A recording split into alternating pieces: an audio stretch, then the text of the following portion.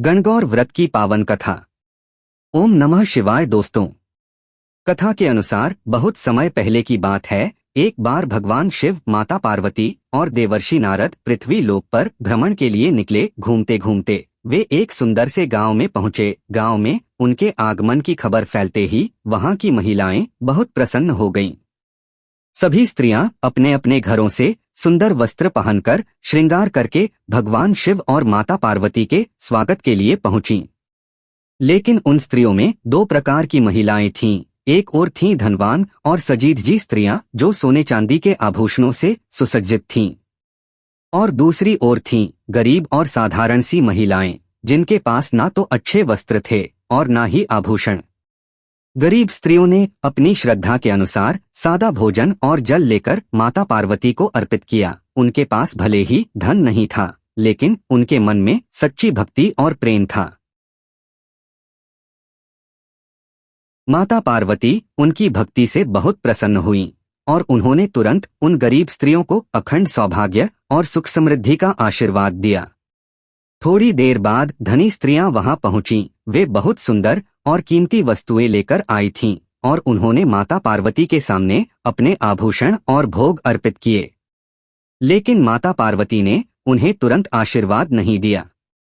यह देखकर भगवान शिव ने मुस्कुराते हुए पूछा, हे देवी, आपने पहले आई गरीब स्त्रियों को तुरंत आशीर्वाद दे दिया, लेकिन इन धनी स्त्रियों को क्यों नहीं? माता पार्वती ने बहुत ही सुंदर उत्तर दिया, हे स्वामी, गरीब स्त्रियों के पास भले ही धन नहीं था, लेकिन उनके मन में सच्ची श्रद्धा और प्रेम था। उन्होंने जो कुछ भी अर्पित किया वह उनके दिल से था। लेकिन ये धनी स्त्रियां अपने अहंकार और दिखावे के साथ आई हैं। इन्होंने भक्ति से ज्यादा अपने आभूषणों का प्रदर्शन किया है।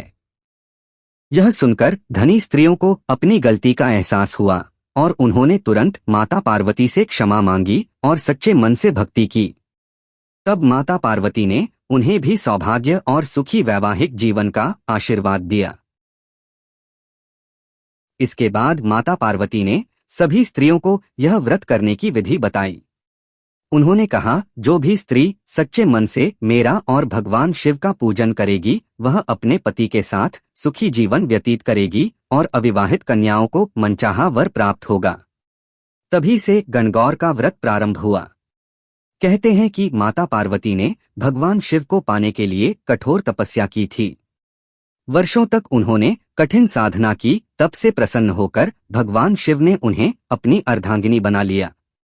गणगौर का पर्व उसी प्रेम और समर्पण की याद में मनाया जाता है।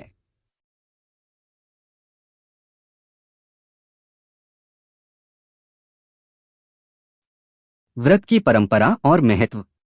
गणगौर का व्रत मुख्य रूप से महिलाओं द्वारा किया जाता है। विवाहित महिलाएं अपने पति की लंबी आयु के लिए व्रत रखती हैं। कुंवारी लड़कियां अच्छे वर की प्राप्ति के लिए यह व्रत करती हैं। इस दिन महिलाएं मिट्टी की गणगौर की प्रतिमा बनाती हैं और उन्हें सुंदर वस्त्र पहनाकर फूलों से सजाया जाता है। गीत गाए जाते हैं, नृत्य किया जाता है और पूरे उत्साह के साथ पूजा भी की जाती है। राजस्थान में यह त्योहार बहुत ही धूमधाम से मनाया जाता है। जयपुर, उदयपुर और अन्य शहरों में भव्य शोभा यात्राएं निकाली जाती हैं। महिलाएं पारंपरिक वेशभूषा में सजीदजी गणगौर के गीत गाती हैं। पूरा वातावरण भक्ति और आनंद से भर जाता है। इस कथा से हमें यह सीख मिलती है कि भगवान को केवल दिखावा नहीं बल्कि सच्ची भक्ति प्रिय है।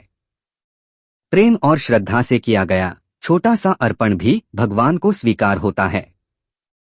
अहंकार को त्याग कर सच्चे मन से पूजा करनी चाहिए।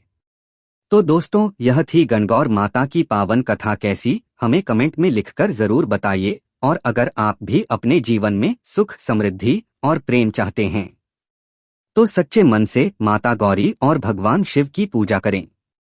अगर आपको यह कथा पसंद आई हो तो इसे अपने परिवार और दोस्तों के साथ जरूर शेयर करें। और ऐसी ही और धार्मिक कथाओं के लिए हमारे चैनल जुड़े रहिए। बोलो ओम नमः शिवाय। हर हर महादेव।